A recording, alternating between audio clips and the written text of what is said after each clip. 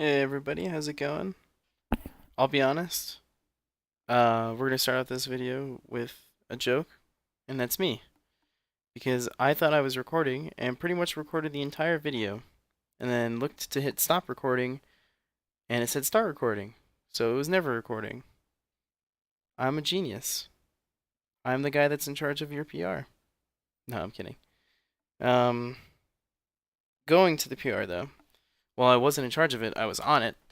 And we had a PR panel of five: me, Requiem, not Smooth, excuse me, Stitch, Alex Refresh, and Phoenix.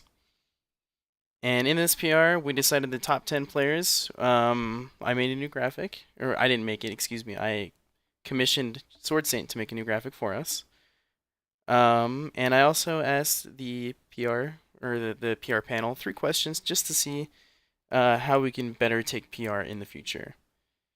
First things first, we're just going to go over the top of the list, starting with 1, go down to 10. First on the list, and this might surprise a couple people, but I think for the most part this is pretty universally accepted. But we put Logos at the top spot on the list.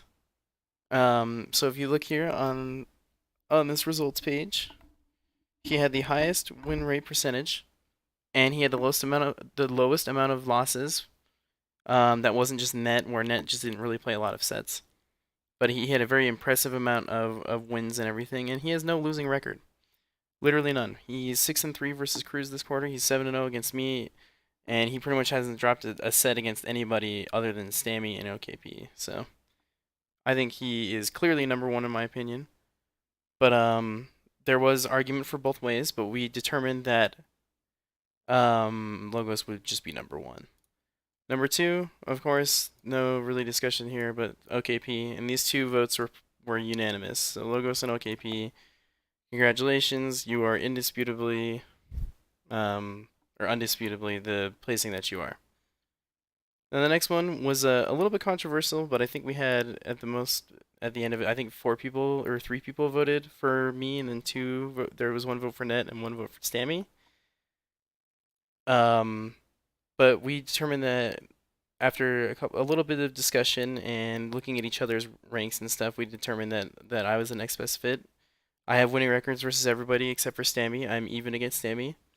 Um, and I just have good, I mean, placing overall and good win rate and everything. Um, it's not really. I don't feel like it's that hard to argue. Net really didn't go to enough events to give us the scale whether or not he's going to whether or not he's better than me at the moment. And Stammy, I feel like toward the end of when Stammy was in Utah, he kind of dropped off and he had a little bit of notable losses here, as well as I like a couple dropouts and stuff. And yeah, so we just decided that of the three of us, that I was the most consistent and everything else. The next one we put on here is Net.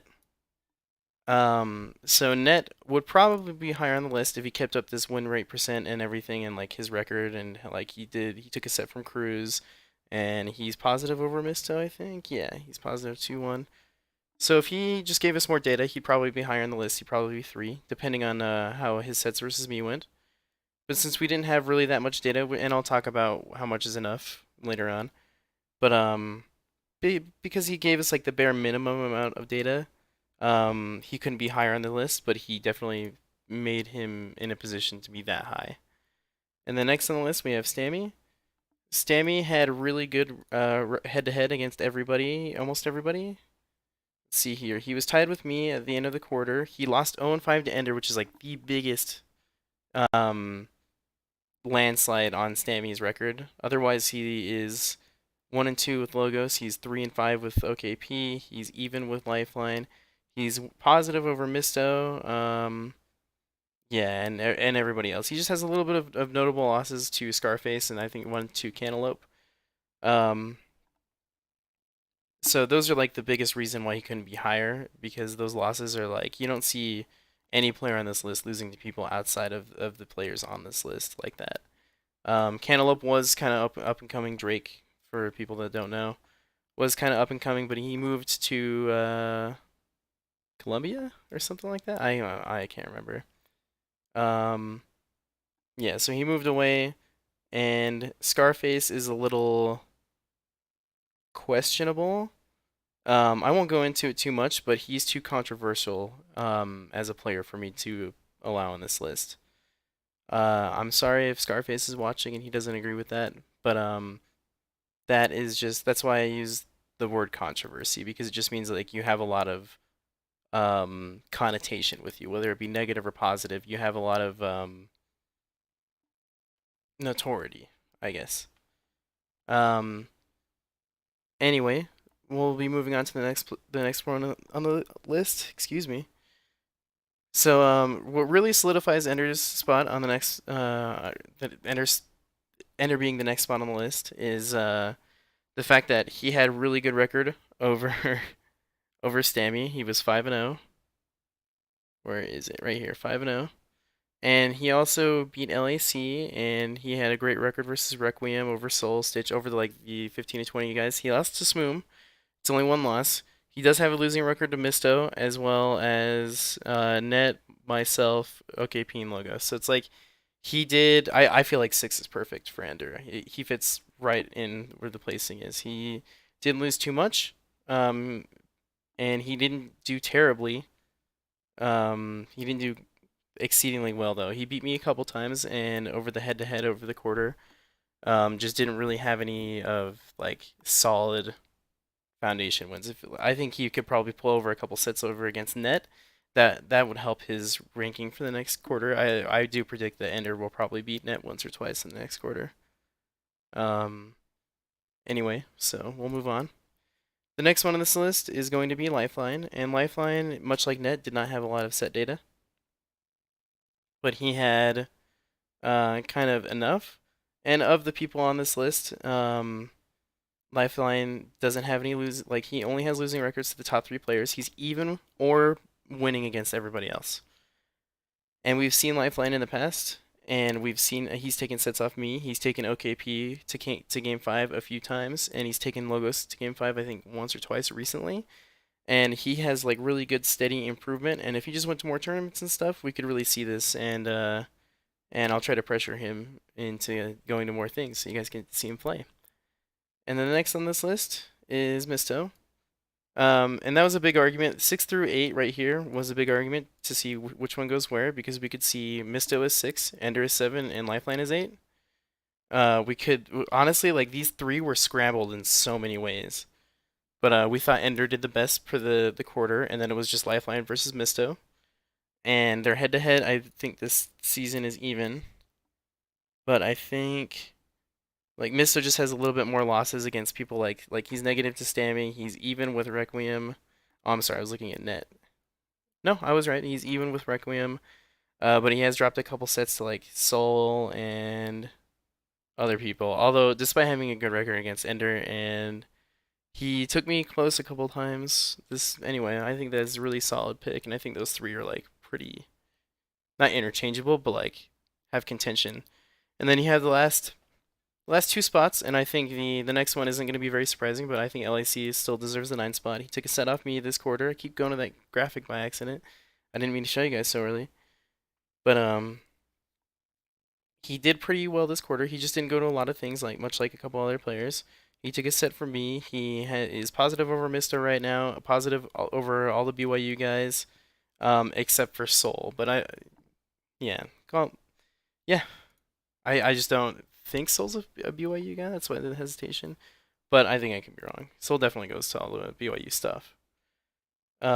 Speaking of Soul, there for the number 10 spot, it was in contention with 3 players, and those 3 players on the list were Soul, Smoom, and Requiem. We went over all 3 of these players' different records. I almost said Requiems. And we determined, fix this.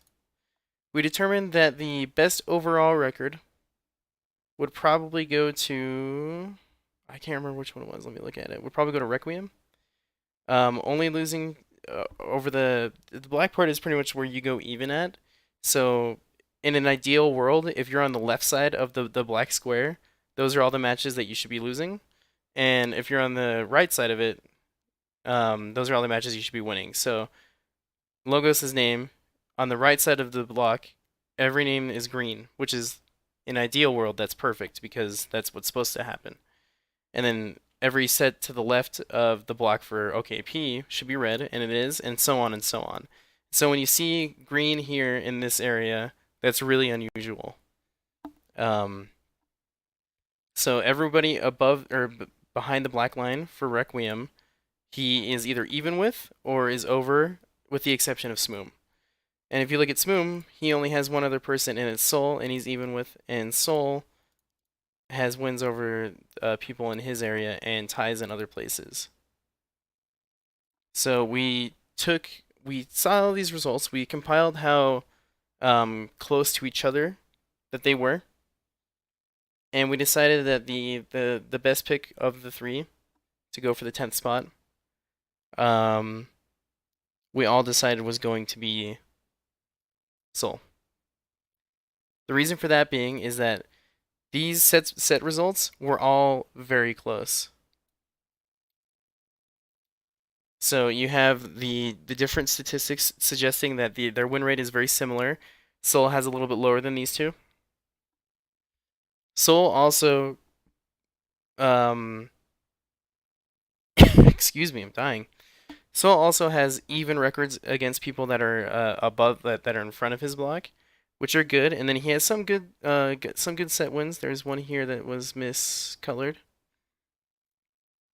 And he time and time again like improves in more matchups and makes sets harder than they used to be. Um, whereas Requiem has definitely been doing this as well, and Smoom has been. He just likes to play a slower, more drawn out set anyway. So I feel like the slower Smoom sets goes, the better they are for him. That's why I think he has a record winning over Ender, because Ender is a very slow player, and I think Smoom is better at playing slow than Ender is. That's just some food for thought. Anyway, going back to it, people would probably think just because of win rate, you would think Smoom would be the top. Requiem, because of his record, you would think he would be the number 10 spot. But I think Soul has put in a good amount of effort. We've seen his improvement steadily. He seems to understand new things, and this more came down to an argument between the five of us. And in the end of it, we decided that Soul, even though we don't want it to look like, or even though I personally don't want it to look like the most improved award, that's kind of what it is. Um, so Soul definitely made his way onto the list and butted heads with Smoom and Requiem in order to make that spot. Now, not treading on the spots too lightly because 1 and 2 were decisive. They were completely unanimous. 3 had a tiny bit of contention. 3 and 4 and 5. 6, 7, and 8 was hotly debated. 9 we all agreed LAC, and then 10 was also hotly debated. And scrolling down the list, the 3 questions that I asked everybody. First of all, should the BYU weeklies go in the PR? 2 people voted yes, 3 people voted no. In the end, we decided it's because we want the environment to keep being like the BYU environment is already, which is just a place that you go and hang out, and you get to be homies with people. And it's just not a place where like we want to have monetary value associated with the players, and that's what that means is basically we don't want people to show up there trying to win the BYU money. It's just not like very fitting with the environment that you get from there.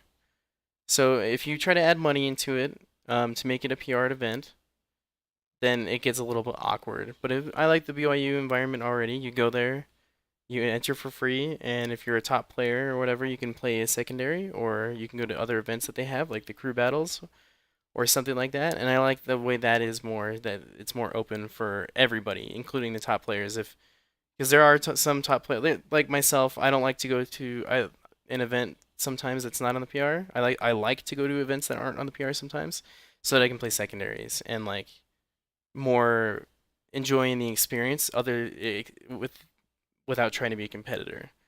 At least not a competitor first.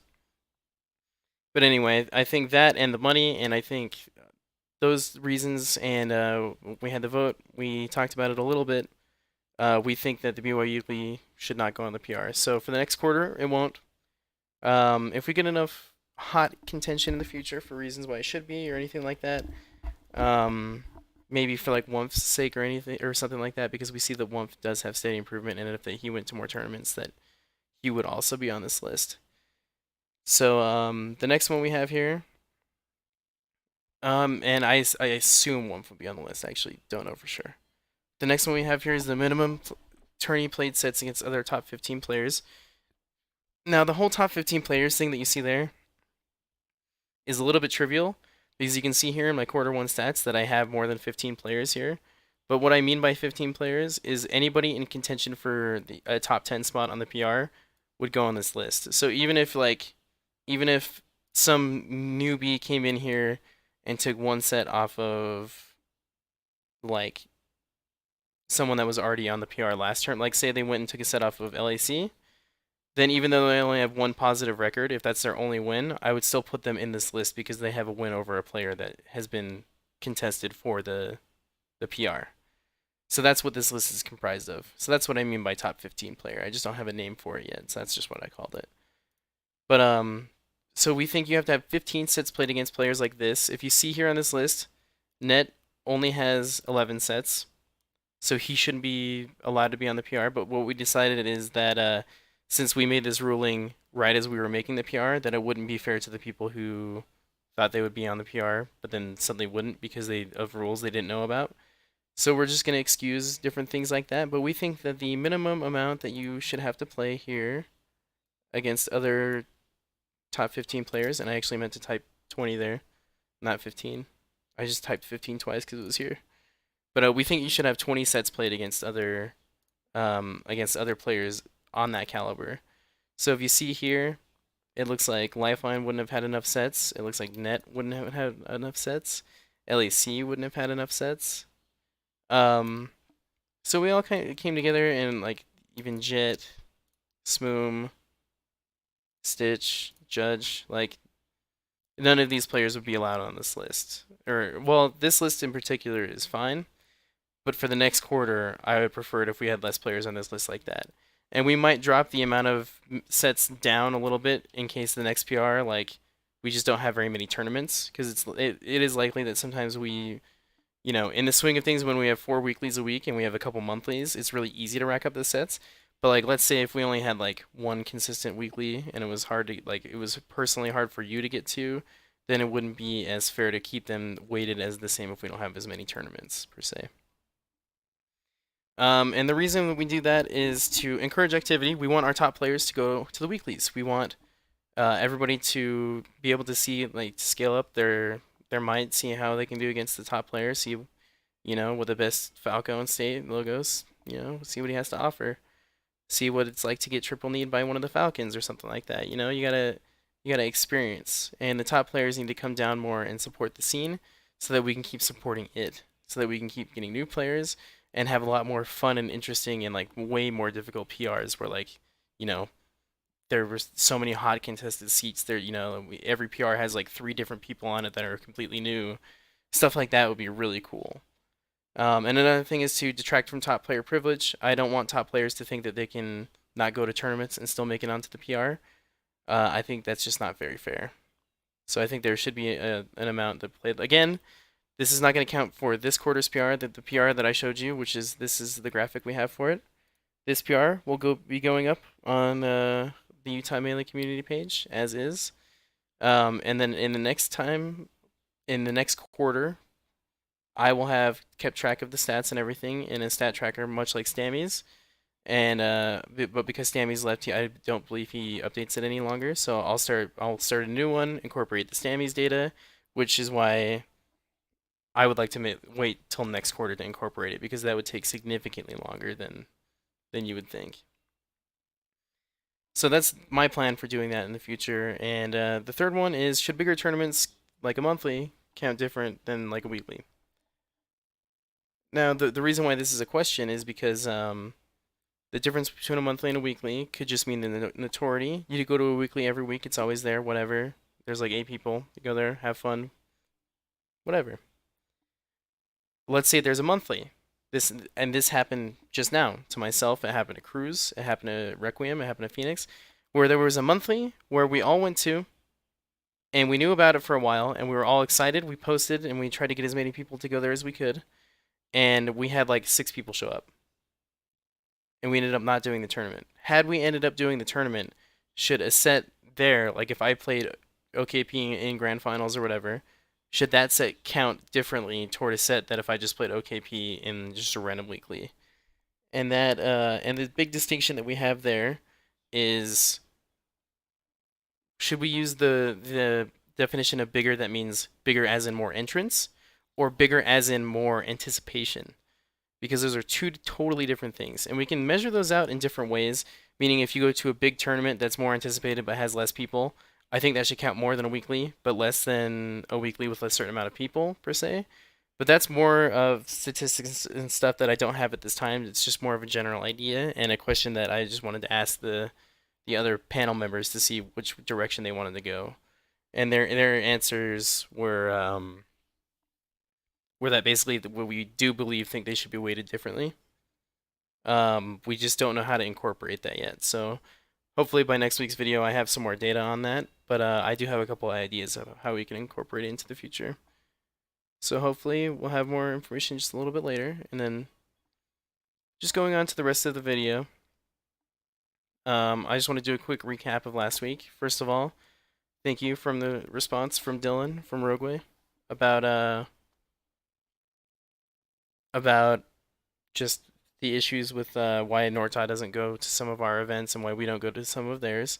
I'm glad that there's no personal beef between anybody, because I, for one, I don't understand it. Sometimes there's a little bit of trash talk that happens, but it's like, it's kind of more playful. But I really do appreciate the response, and I hope that at some point we can get a couple of our guys down to your tournaments, your weeklies, your monthlies, and vice versa. And I would encourage you, anybody from Norta, if you want to play with anybody from anywhere else, just ask. Just go, post, maybe adventure a little bit. And I would also ask anybody from our scene, from Central Utah, from SOTA, or whatever, wherever you're watching this from. You guys should go up to Norta, because it is different. And there are a lot of different players there. I think that's like our most fast followers per capita, which I'm a little envious of. But I think you should definitely go to their events and everything. And hopefully soon, I think from what Cruz was telling me, is that we might have a tournament that's up closer for Norta if they want to try to make the trip out. I know I'll try to make a trip out so we can get better consensus and everything, and more background, and we can all become a bigger, more well-respected community where we have, bigger events and stuff like that. I think that would be really cool if we could get a monthly with like 50 people and everybody's there and it's like hotly contested. Make some really good sets. And I also wanted to go over a little bit of player versus figure. A player in the community like OKP, like Logos, where a lot of what they do in the community comes from them playing. OKP, of course, he is a TO and everything. But I wanted to compare that versus a figure. And I think a figure is somebody who encourages the scene and keeps it going, and is somebody that is like well respected, that has like people behind them. And this is like where I kind of distinguish myself, because I feel like I'm more of a figure than a player in the terms of the way that I think and that I talk, and that it's easy for me to like get those things out. But I think for OKP, for Logos, like they're much better at actually just playing the game. Um, and I just wanted to distinguish myself because I feel more like a figure because I want to help the community grow, and I want to help people learn more than anything. And Cruz and Logos are more, not this is bad, but they're more winning oriented, more like what they could be doing better. But I just would like to have more people in the scene and everything like that. I would love to play friendlies with you if you came down. Or I get so many requests every day because I have a tab with Smash Ladder open. And I have requests every day from different people from Utah, from other places, that are just like, hey, you want to play some friendlies? And we're like, I'm not really on there a lot. I just have the tab open in case I look at it and I'm like, ooh, I want to play some Melee. So I'm like never actively looking for searches, or if I am, like, then feel free to match with me. But if you don't see my name in like the drop down menu where you can find matches, that means I'm not there. Um, So anyway, that's I just wanted to establish a little bit of player versus figure because I want to be someone that's more seen as like you might know Logos and OKP from the scene, but like you like the scene because the community was good and there was people like Blue Jay who like helped you run the bracket or like, you know, just try to like pay your venue fee or your entry fee or like try to make it easier and more convenient and more of a fun experience. And I just want to go over why I think the PR or whatever reward you get from tournaments is important and why tournaments I think are good to go to. Um, because every little bit of progress that you put into this game, I've played this game for like, thousands of hours with different people, with just myself practicing or whatever. But I think like the PR or doing money matches or going to events are great ways to measure your progress. Whether it's with one character, with one playstyle, or even just like the game itself. Like sometimes I like to go to different tournaments and play different characters just to see how those characters do and see like if it's my playstyle that's good or if it's just like that I'm kind of a gimmick and like I just am really good at like gimping people with Fox or something. Then I can kind of see the difference if like it gives you a more honest background if you can play every character well and like if you can use different characters to move differently and you get results like that too and you get to see like maybe you like a different character from a different matchup, stuff like that. And then some closing thoughts. I was just thinking like, and this I don't think could ever happen in Utah, but I was just thinking about this and thought this was like some good food for thought. But what if there was a tournament that you could go to that was like a $5 entry fee, whatever, or 10 depending on if it was a monthly or weekly or whatever. Probably five because of the idea of the tournament. But then the venue fee was free, and it was free because the venue was paid for by donations. So if you really liked the event, if it was a good popular big event, like something in SoCal, like at the esports arena or something, like I feel like they could get it done because they have like 300 people that attend their tournaments and stuff, and they have a lot of support. But it'd be way harder for our smaller scene to get a tournament done like that. But it'd be cool to get like maybe the only way we can afford it is if we do like an outdoor tournament or if we do like something like that. Um, and I just again closing thoughts. I just wanted to talk about how I think doubles should be more important in the scene. Um, I love doubles personally. It's I don't like it better than singles, but I really love doubles. I love sitting down in the setup. It's just something different. I like the interaction you have with the four players and like the interruption your teammate can provide, and likewise if you're comboing the other team, if one of them provides an interruption and stuff like that. It has really good mix-ups for like which player you're going to go for, what move you're going to do, like which way you're going to hit them. Are you going to hit them toward your teammate? Or are you going to hit them off stage? Or are you going to hit them into their teammate to possibly like knock both of them down? I just think it opens up a lot of doors and it's a new cool, not new, but it's like a different cool way to play the game. And I think that more people in Utah should be taking doubles more seriously per se, or just practice a little bit, where they just get like one static partner, and every now and then you go to a tournament and they have like a doubles tournament. It's like cool, we've been practicing doubles. You get to measure your progress and stuff like that. And I think doubles is really just important and cool and fun. So I would also like more people to play myself and Lifeline. We're tired of like nobody has like a consistent partner, so it just feels like nobody can really in the Utah scene can really compare because we're so like well rounded each other around each other. So if anybody like would just like want to sit down in the setup, it's me and you and like two other people, get some doubles going. Doubles is great. It's fun. It provides some energy if people look a little tired or stuff like that. Like doubles can really help out your attitude just because it's fun. It's just different. But anyway, going from that, like I was saying just a minute ago, that I'm gonna upload this graphic. It's gonna be the Utah Melee Community banner. There aren't any colors or anything, but I thought Sword Saint did an excellent job, and it's very much in the fashion of the latest Vegas PR. And I suggested on having a theme. So like a theme could be like I don't know, like something I've been watching lately is like Boku no Hero Academia, or like the theme could be like you know insert.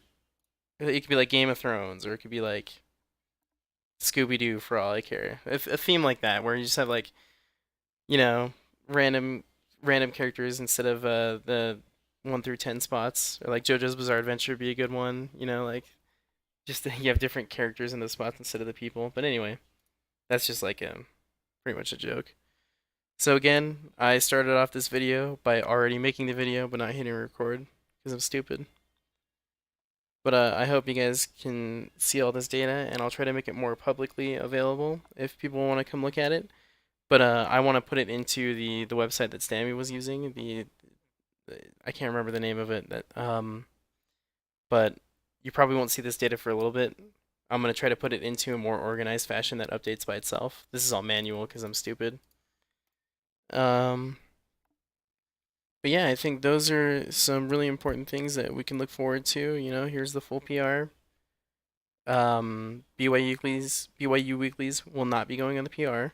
You need at least 20 sets in the next quarter versus other hotly contested players in order to make it onto this PR.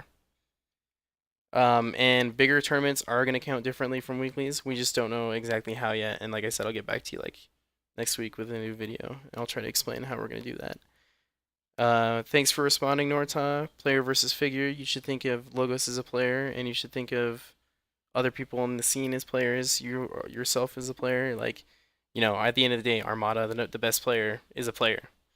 You don't have to be a figure. I would just like try. I just want to try to be a figure and try to help like our tournaments excel and everything. And I want to be someone that anyone can go up to and ask for help. I understand that some of our top players just have a weird way of, or not weird, but a different way of vocalizing their help. I'll be honest, guys, if you sit down at a setup and you're like Joe Schmo, day 2 melee player, and you sit down at a setup with Logos, you're gonna learn just as much from him as he is from you, because you aren't good enough to play against him. Not that you don't have the right to, and it still can be fun. I'm just saying, at the end of the day, it's less pleasurable to play somebody that is significantly better or significantly worse than you. So if anybody is having trouble with playing other people, they're not learning much, but they're having a good time. There's nothing wrong with that. But at the end of the day, the higher level player isn't going to learn anything, and they know they're not going to learn anything, or they're not going to learn much, or they're going to relearn something they already knew. And if you're not different, if you're not like capable in a different way, then you might bore that top player a little bit. And I think that's completely normal. That's why top players have secondaries and stuff like that. But as far as asking top players for like ideas or help or anything, I just want, and like OKP is like super accepting and helpful and everything. I'm just saying, like, if you have any questions or anything like that, you can absolutely contact me or anything. If you want some friendlies in, if I have some extra time, I'll try to. My schedule is a little sporadic, but you can try to catch me at the weeklies. Um, but yeah, guys, you can't expect the players themselves, those who are trying to improve and like do better, to always be able to give you help and stuff. Maybe you message a player after something went wrong with something in their life, and it was a little bit personal, and they didn't respond to you because something else was happening, or they're having a bad day, or anything like that. But I don't want any of our scene to be clouded by judgment of just one person or one player. And I'm sure a lot of you are like, "Oh, you're talking about someone in specific." I mean, I am and I'm not. I get like 45 messages a week asking if I can go play with other people and stuff, and I'm just like, you know what, man?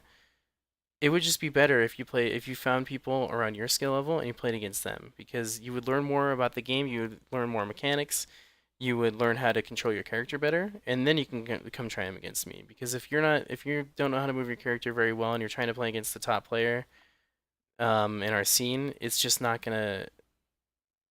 I mean, you're not gonna learn much. It's just gonna be a lot of what people like to make a joke of, like, "Oh, I'm just practicing my DI." It's not that funny to the top players, because the top players, if they wanted to go combo a level 1 Fox, they would go combo a level 1 Fox.